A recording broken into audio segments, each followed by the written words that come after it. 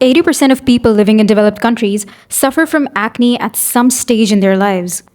Let's take a look at what acne really is. The word acne is derived from the Greek word acme, meaning prime of life, suggesting that it occurs mainly during adolescence.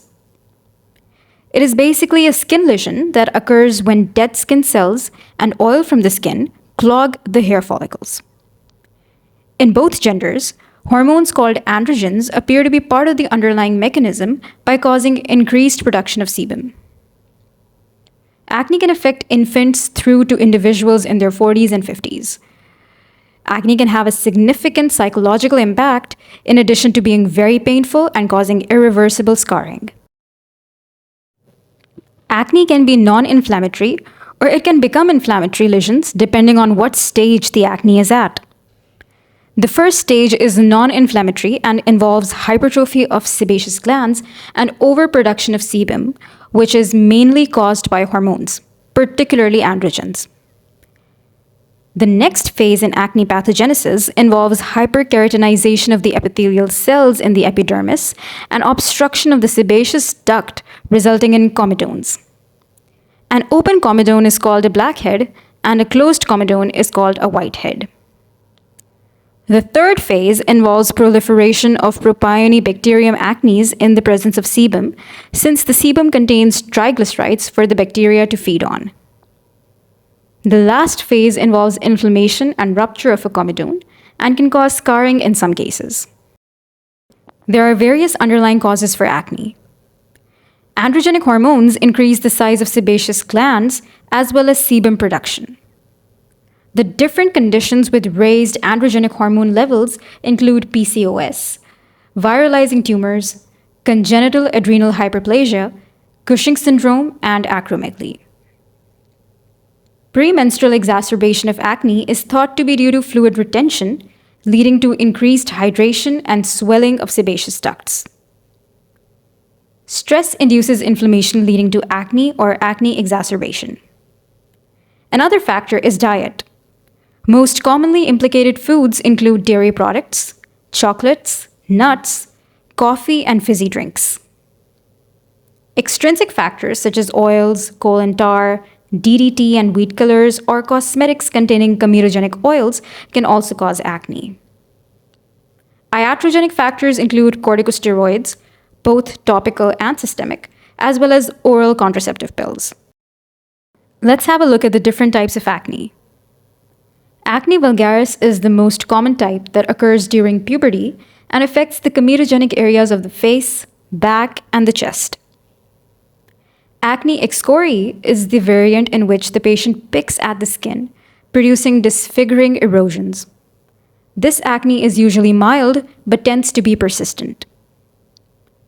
The third type is infantile acne, which involves localized acne lesions on the face in the first few months of life. It usually resolves spontaneously but may last up to 5 years of age. Acne conglobata is a severe form of acne common in boys and in tropical climates.